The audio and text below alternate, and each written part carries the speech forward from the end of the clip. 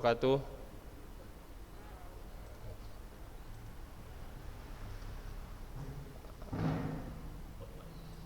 Alhamdulillahirrabbilalamin. Wassalatu wassalamu ala rasulillah wa ala alihi wa sahbihi ajma'in. Apa kabar anak Ustadz sekalian? Alhamdulillah ya, sehat ya. Anak Ustadz, di sini Ustadz ingin menyampaikan materi gini bisa kita coba ya. Materi pendidikan jasmani bab ke-9 ya, tinggal 2 bab lagi kita. Kemarin semua sudah ujian kan? Ujian PTS ya. Kalau yang belum ya nilai rapotnya kosong lah, sudah terlambat. Nilai rapotnya udah masuk ke wali kelas ya. Makanya lain kali kalau ada ujian segera dikerjakan semua. Sebentar ya, Pon ya.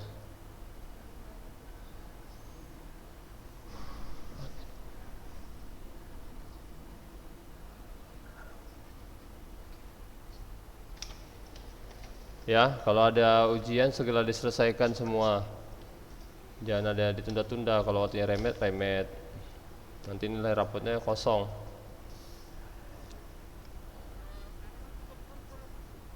Udah gak bisa, udah masuk ke wali kelas nilainya. Di sini Ustadz ya ingin menyampaikan materinya tidak melalui video ataupun PDF ya, tapi Ustadz bacakan aja lah ya, Ustadz jelaskan, kita diskusi. Buku PDF-nya udah kalian download dari grup PJOK, buku PJOK PDF udah ya. Nah, kalau yang belum minta sama kawannya ya. Buku PJOK. Minta sama kawannya yang belum. Kayak gini Ustadz bagikan berbentuk PDF-nya bentar ya. Nah, kayak gini nih. Ustadz share nih. Yang kayak gini deh.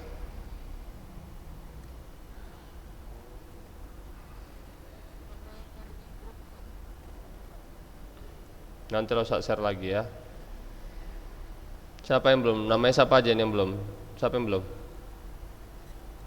Hah? Rafa Rashid baru?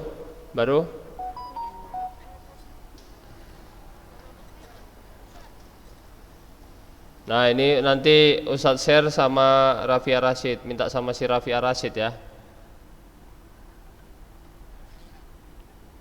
Minta sama Rafia Rashid. Nanti ujiannya Ustadz ambil dari sini dari buku PDF ini.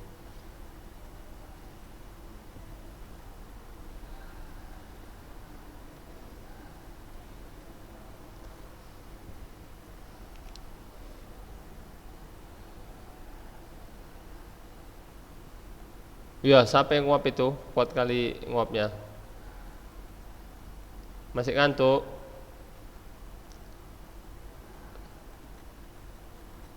Nah,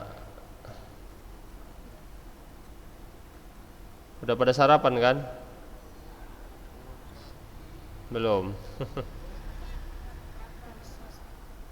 Kenapa belum sarapan jam segini? Oh, puasa, Masya Allah. Ya, ini ya. Udah kita mulai pelajarannya. Diam semua ya. Dengarkan aja. Dengarkan apa yang Ustadz sampaikan. Jangan ribut. Judulnya adalah bab 9 perkembangan tubuh remaja. Ya, konsentrasi ya. Perkembangan tubuh remaja.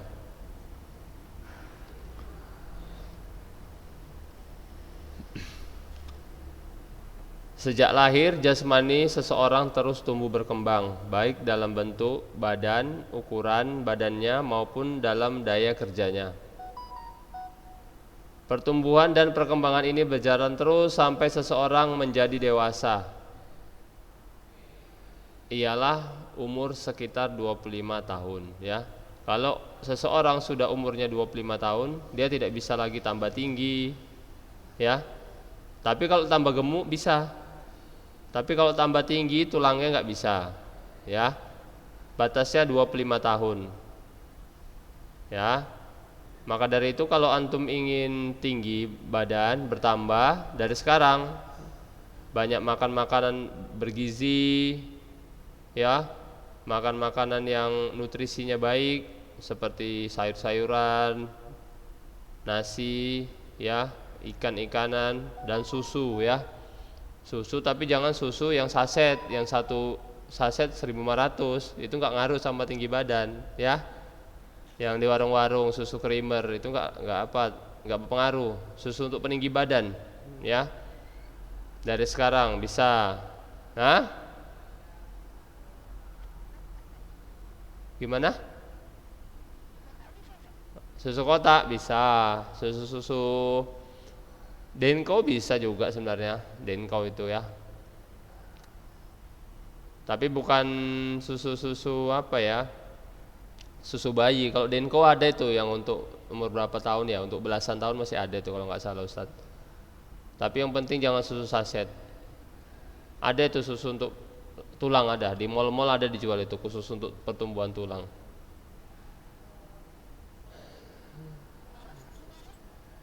Susu kaleng nggak bisa, susu kaleng nggak bisa ya. Itu kebanyakan kebanyakan gulanya. Atau susu sapi, lebih bagus susu sapi, langsung sapi perah. Ya, bisa susu kambing, ya, bisa ya. Udah dengarkan dulu ya. Nanti kalau ada pertanyaan ditulis. Kalau ada pertanyaan tulis di pulpen dulu. Nanti kalau ada sesi pertanyaan, pada sesi pertanyaan silakan tanya ya. Akan tetapi perkembangan jiwa seseorang diantaranya berkembang kecerdasan seseorang tidak berhenti dalam umur 25 tahun ya. Kan kalau kita pada proses perkembangan ya sampai usia 25 itu yang berkembang bukan hanya tulang, tapi kecerdasan berkembang ya, otot makin berkembang, tulang makin berkembang. Tapi kalau otot berkembang bisa lebih dari umur 25, umur 30 otot kita dilatih masih bisa berkembang. Otak juga kecerdasan, perkembangan kecerdasan otak. Mau kita umur 30, 40, 50, 60 masih bisa diasah kecerdasan kita. Tapi kalau pertumbuhan tulang batasnya umur 25. Ya. Tuh. Kemudian sebab perkembangan jiwa dan atau kecerdasan seorang mungkin masih dapat berlangsung terus sesuai dengan kemampuan masing-masing ya. Tapi ada faktor keturunan juga. Kalau kita dilahirkan IQ-nya bagus ya, itu umur berapapun masih bisa meningkat. Tapi kalau dia memang kecerdasannya kurang, nanti umur-umur 30, 40 sudah mulai gampang lupa ya, tergantung kecerdasan seorang. Kemudian pertumbuhan jasmani dan pertumbuhan kecerdasan seseorang, jasmani dan kecerdasan seseorang dipengaruhi oleh beberapa faktor atau keadaan seperti berikut. Ya. Yang pertama faktor keturunan. Ya, jadi pertumbuhan orang, tinggi badan antum, ya, pintarnya antum itu dipengaruhi oleh beberapa faktor. Yang pertama faktor keturunan, ya. Satu faktor keturunan. Kalau orang tuanya tinggi-tinggi, misalkan tingginya 2 meter, 1 meter 90, itu anaknya insya Allah kemungkinan besar tinggi-tinggi. Ya, ada gen dari sperma itu ya. Sperma antum tahu ya, udah tahu lah ya, udah mulai balik ya. Itu sperma itu di situ dia gennya itu terdapat di sperma itu di situ. Keturunan ayahnya misalkan tinggi, anaknya bisa tinggi. Ayahnya gemuk, model-model gemuk, anaknya juga seperti itu nanti. Kemungkinan besar, enggak seluruhnya. Ada juga yang orang tua tinggi, anaknya pendek ada, tapi kemungkinan kecil, sebagian kecil. Ya, nanti ya, seperti itu. Kemudian bila orang tuanya cerdas, Misalkan anak bapaknya profesor misalkan ya, atau seorang dokter, kemungkinan besar anaknya juga pintar-pintar. Karena apa? Udah dilatih dari keturunannya tadi. Kemudian juga pasti orang tuanya akan mengajarkan anaknya di rumah ya. Mengajarkan, nggak mungkin nggak diajari anaknya. Kalau profesor kan nggak mungkin, dia profesor dia mengajari orang lain tapi anaknya nggak diajari, kan nggak mungkin ya. Tapi tadi keturunan kebanyakan seperti itu ya. Ada juga orang tuanya yang pintar, anaknya nggak pintar ada, tapi kemungkinan kecil ya. Yang kedua,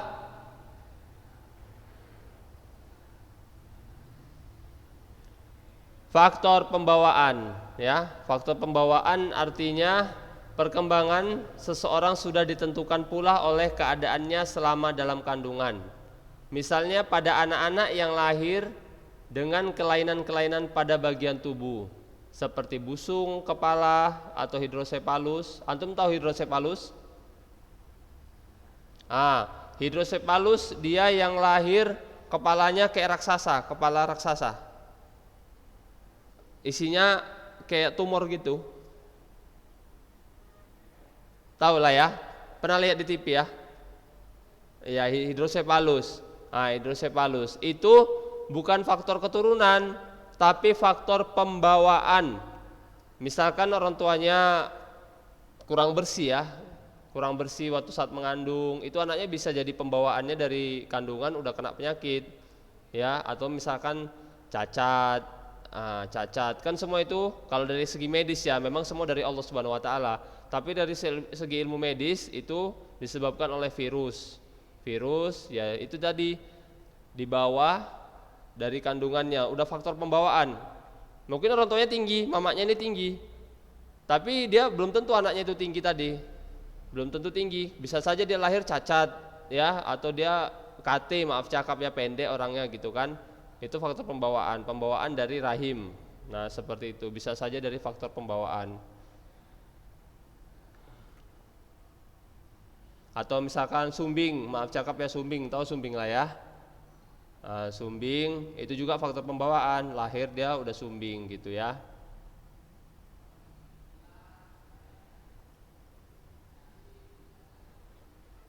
Sumbing dia lahir gini, maaf cakap, ini tebelah, pernah tahu ya? Ngomongnya jadi nggak jelas gara-gara sumbing dia. Sumbing. Ada juga yang lidahnya tebelah, lahir dia lidahnya cacat, lidahnya cacat, jadi ngomong susah, itu faktor pembawaan. Orang tuanya kita lihat normal-normal aja orang tuanya, atau cacat-cacat lainnya, ya, cacat-cacat lainnya. Misalkan buta, nah seperti itu faktor pembawaan, dia lahir sudah buta, ya. Kemudian yang pertama tadi faktor keturunan, kedua faktor pembawaan, ya. Kemudian ketiga faktor luar, ya. Faktor luar apa maksudnya? Faktor luar adalah faktor luar, ini penting sekali diperhatikan ya. Sebab kalau sebagai akibat faktor keturunan dan faktor pembawaan, manusia tidak dapat berbuat banyak, ya. Maka manusia pada hakikatnya dapat mengendalikan faktor luar yang sangat berpengaruh pada perkembangan jasmaninya. Ya, faktor luar yang perlu mendapat perhatian sebagai berikut. Nah, ini faktor luar maksudnya ini pertumbuhan jasmani seseorang dan kecerdasan seorang ini bisa didukung oleh kita sendiri, oleh orang tuanya sendiri. Kalau faktor keturunan, pembawaan itu nggak bisa kita kendalikan. Ya misalkan orang tuanya tinggi, ya itu kita nggak bisa kendalikan. Oh ini anaknya pendek nanti nih, nggak bisa kita gitu. Pasti kemungkinan besar anaknya tinggi. Itu memang udah faktor keturunan, nggak bisa kita kendalikan. Ya. Atau misalkan orang tuanya KT, pendek-pendek, kemungkinan besar anaknya KT. Itu nggak bisa, mau antum kasih dari faktor luar, antum kasih gizi tiap malam, tiap hari 24 jam, nggak bisa. Kemungkinan besarnya nggak bisa. Nah itu dia, seperti itu ya. Nggak bisa didukung oleh faktor luar. Ya, faktor luarnya apa? Pertama keadaan gizi. Ya, kualitas gizi manusia sejak dalam kandungan dan pada masa-masa pertumbuhan selanjutnya mempunyai pengaruh yang sangat besar terhadap perkembangan jasmani dan kecerdasan. Para ahli berpendapat bahwa kekurangan protein atau zat putih telur pada waktu anak-anak dapat mempengaruhi pertumbuhan kecerdasannya. Nah, itu dia. Kalau dia di rahim kekurangan gizi, ya, kekurangan gizi pada saat mengandung atau pada saat sudah melahirkan juga kekurangan gizi, nutrisi, misalkan kekurangan ASI. ASI itu kan banyak gizinya kan. Kekurangan misalkan di kekurangan ASI, itu bisa kena penyakit, susah tinggi, susah berkembang kecerdasannya. Nah, seperti itu. Kalau antum tahu ASI, ya, kita sepele dengarnya, ASI, air susu ibu. Air susu ibu itu kegunaannya atau manfaatnya lebih besar 100 kali lipat daripada susu formula. Nah, 100 kali lipat lebih besar daripada susu formula. Anak yang minum ASI, anak bayi yang minum ASI itu lebih cerdas, lebih kuat imunnya, gak gampang sakit dibanding dengan anak yang minum susu formula. Misalkan dia lahir masih bayi gitu kan, dia gak minum ASI atau minum ASI cuma sebulan lah misalkan. Yang satu ini anak bayinya minum ASI sampai 2 tahun. Wah, udah jelas skala pertumbuhannya, pertumbuhan tinggi badannya, kecerdasan otaknya dengan yang minum ASI. Nah, itu dia. Luar biasanya ASI itu, luar biasanya. Allah menciptakan ASI steril, nggak dimasak, ya kan? Nggak perlu disaring-saring pakai mesin-mesin, ya kan? Tubuh kita sendiri, tubuh ibu kita menyaring sendiri, Allah buat. Menyaring makanan itu. Misalkan makan gorengan, makan sayur, makan buah, disaring jadi ASI sama Allah Subhanahu wa taala. Luar biasa. Ya, ASI itu steril dari dalam tubuh. Padahal dalam tubuh kita ini kan banyak virus. Banyak virus dalam tubuh manusia. Dalam tubuh seorang ibu kan darah itu virus, ya kan? Banyak virusnya, enggak steril, tapi bisa Allah menyaring jadi steril. Luar biasa kan ASI itu, enggak perlu dimasak. Ya kan? Kalau manusia nggak bisa lah buat mesin seperti itu, seperti tubuh kita ini membuat ASI secanggih ASI. Nggak ada manusia satupun bisa menyaingi susu formula yang zatnya itu melebihi ASI. Coba ada sampai sekarang, coba udah berapa ribu tahun sekarang ya? 2021 tahun. Belum ada manusia yang mengakui ini susu formula lebih canggih, lebih bermanfaat daripada ASI. Belum ada ya kan? Ada nggak? Nggak ada ya, belum ada. Masih 100 kali lipat ASI. Nah, steril, nggak perlu dimasak, nggak perlu dibungkus, ya. Bayangkan antum, ada nggak ibu menyusui, siap menyusui, putingnya ditutup pakai plastik, pakai tutup botol, nggak ada kan? Nggak ada, steril dia, luar biasa, masya Allah. Nggak bocor dia, nggak bocor, nggak netes saja gitu. Coba air susu formula. Nggak diikat karet, nggak ditutup lagi, udahlah masuk virusnya. Tapi kalau ASI enggak, Allah menciptakan, luar biasa gizi yang Allah buat itu kan.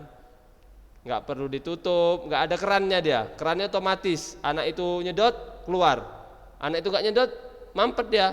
Nah, luar biasa kan ASInya itu kan. Kalau kita pikir-pikir, luar biasa ASI itu diciptakan Allah Subhanahu Wa Taala. Nah, itu dia, itu merupakan faktor luar, salah satu faktor luar, faktor gizi yang bisa mendukung pertumbuhan kecerdasan orang, mendukung kecerdasan dan pertumbuhan tubuh seseorang, ya. Yang kedua, faktor luarnya yang bisa didukung, ya, adalah gangguan kesehatan, ya. Gangguan kesehatan. Maksudnya ini menjaga pola sehat. Anak-anak yang sering sakit sudah barang tentu akan terganggu pula pertumbuhan badannya, lebih-lebih penyakit menahun, ya. Makanya kalau seseorang bayi sudah lahir, itu pertumbuhannya, kecerdasannya bisa didukung dengan cara menjaga kesehatannya, ya. Kalau dia orang tuanya nggak peduli dengan kesehatannya, ya, misalkan anaknya batuk-batuk nggak diobati, demam ya sepele aja orang tuanya, seperti itu, ya. Itu anaknya akan gampang sakit dan jadi terhambat pertumbuhannya.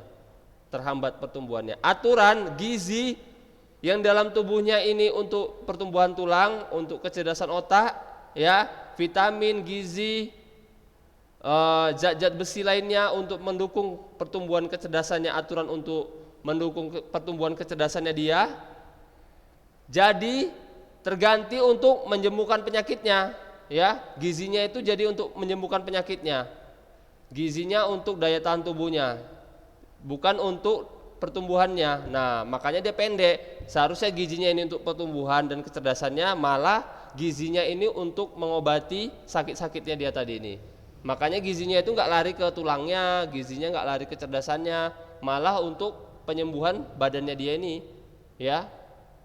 Nah, seperti itu. Makanya kalau anak-anak yang sering sakit, antum lihatlah, batuk, sering demam, sering pilek, bolak-balik masuk rumah sakit, ya susah tinggi, badannya pun ceking kurus, betul nggak? Iya, makanannya itu bukan untuk tinggi badannya lagi, bukan untuk ototnya dia, untuk sembuhnya dia udah syukur. Nah, seperti itulah kata-kata mudahnya ya. Untuk sembuhnya dia aja, nutrisi yang dimakan dia itu udah syukur. Karena orang yang kalau suka sakit pasti malas makan kan, anak-anak yang sering sakit malas makan kan. Nah, apalagi anak-anak yang cacingan, tahu anak-anak cacingan kan? Anak-anak yang cacingan, malas makan, kerjanya nangis, gendong, gitu ya kan? Nangis saja kerjanya. Itu susah tinggi, nggak cerdas. Mau cuman mau cerdas coba? Dia aja mau diajari dia udah nangis, malas makan. Untuk sehat badannya aja udah syukur, ya kan? Kayak mana dia mau cerdas, mau diajari, belajar, udah sehat saja sudah syukur orang tuanya. Nah, seperti itu, ya. Tapi lain cerita kalau misalkan sakitnya ya sakit, maaf cakap, jasmani ya, bukan maaf cakap gini, yang tidak mengganggu pikiran lah. Contohnya sakit dia lahir nggak ada tangannya, nah itu nggak ngaruh sama kecerdasan seseorang, ya. Nggak ada tangannya atau matanya sebelah nggak ada, ya masih bisa dia belajar, masih normal, sehat tubuhnya, jantungnya sehat, darahnya sehat, hanya saja salah satu bagian tubuhnya hilang, itu masih bisa. Banyak orang cerdas seperti itu.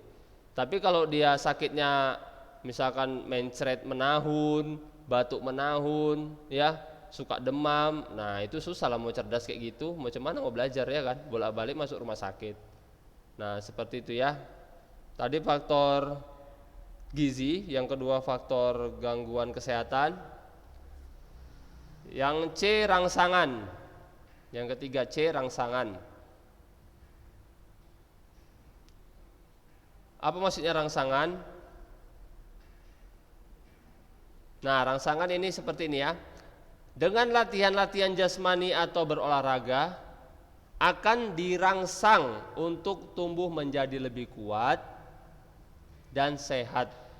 Orang-orang yang kurang gerak jasmani atau kurang olahraga akan menjadi lemah dan tidak tahan menghadapi serangan berbagai penyakit. Nah, ini sudah fakta ya. Kalau orang yang suka berolahraga pasti lebih sehat, pasti lebih kuat, imunnya, daya tahan tubuhnya lebih kuat daripada orang yang jarang berolahraga, ya. Sudah pasti itu. Karena dengan berolahraga imun kita akan dilatih semakin kuat, ya. Imun kita akan semakin kuat. Dengan berolahraga kita juga akan semangat untuk mengkonsumsi makanan. Antum lah siap main futsal, semangat nggak makan setelah itu, setelah mandi sore kan semangat makan kan? Oh, lahap, semua dimakan, masuk asupan gizi itu.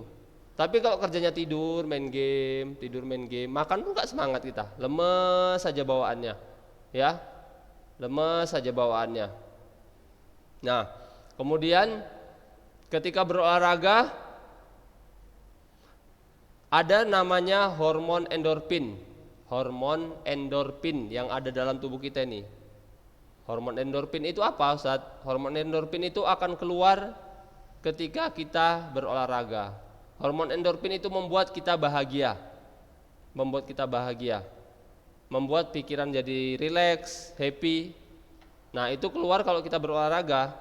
Berolahraga kan kita pasti senang kan? Ya, pasti senang kita berolahraga. Nggak ada orang berolahraga nangis kan? Ketika main futsal nangis dia. Ketika di lapangan dia nangis-nangis. Nggak ada kan? Ada nggak baik? Ketika berenang nangis dia nangis. Ketika sedih jadi berenangnya baik. Nggak ada kan? Nggak ada. Pasti kalau kita berolahraga jadi sehat, jadi senang pikiran kita. Nggak suntuk. Nah, nggak suntuk. Jadi pikiran kita pun senang, hati kita senang, sehatlah kita, ya. Betul nggak Abdurrahman Zaidi? Nah, ya betul ya. Coba orang main game aja. Nah, bisa jadi sakit. Jadi sakit dia bisa lupa makan, ya kan? Lupa makan, orang kok udah main game mana ingat makan? Sakit mata, pikirannya pun terganggu, emosinya nggak stabil, gampang marah, diambil handphonenya marah, diperintah mamanya marah, emosi dia, gampang emosi. Udahlah, tinggal nunggu sakitnya aja, ya. Yang paling penting memang di samping makanan bergizi, berolahraga, pikiran juga, pikiran kita ini harus senang. Kalau orang pikirannya senang, insya Allah sehat. Tapi kalau rajin makannya bergizi, orang-orang kaya itu banyak ya kan, makanannya enak-enak, iya kan, mobil ada, rumah mewah, bertingkat rumahnya, tapi dia nggak bahagia, sering-sering masuk rumah sakit, ya kan, stres, bahkan sampai bunuh diri. Pernah nggak nih orang kaya bunuh diri? Berita-berita. Oh pernah, sering bahkan ya kan, hartanya banyak, bunuh diri juga dia, ya kan. Kadang-kadang dia malah nggak bisa tidur, saking mikiri hartanya, mikiri keluarganya yang berantakan, nggak sehat jadinya dia, gampang sakit, minum obat tidur, nggak sehat. Karena itu tadi pikiran. Kalau pikiran nggak sehat, hati nggak sehat, dah penyakit pasti datang. Karena makan pun nggak selera. Kalau orang pikirannya stres, makan nggak selera, udah tinggal nunggu sakit aja, tinggal nunggu sakitnya datang. Nah seperti itu ya. Faktor rangsangan. Tadi rangsangannya olahraga ya. Dengan olahraga kita akan menjadi sehat. Ya. Jantung kita akan dilatih ya. Paru-paru kita juga terlatih, dan ketika berolahraga racun-racun itu akan keluar. Racun-racun tubuh kita ini akan keluar. Dari mana keluarnya? Ketika berolahraga racun-racunnya keluar dari mana? Ya, Masya Allah, dari keringat. Betul, dari keringat ya. Keluar, bayangkan antum berapa tetes nih lubang pori-pori di tubuh kita ini ada. Coba hitung antum lubang pori-pori di seluruh tubuh antum, hitung coba ya. Tugas CPR-nya itu ya. Gak bisa ya. Nah bayangkan antum lubang pori-pori di tangan antum, di tubuh antum ini mengeluarkan racun. Wah banyak kali, berapa ribu lubang pori-pori nih. Masya Allah, Allah menciptakan.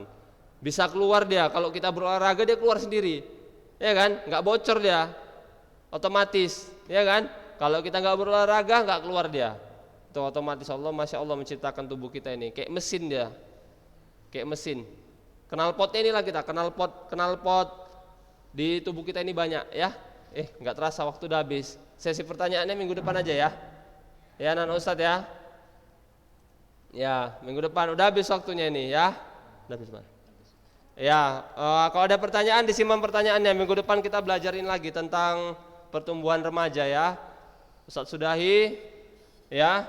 Mohon maaf jika ada salah penyampaian atau salah kata. Subhanakallahumma wa bihamdika asyhadu alla ilaha illa anta astaghfiruka wa atubu ilaik. Assalamualaikum warahmatullahi wabarakatuh.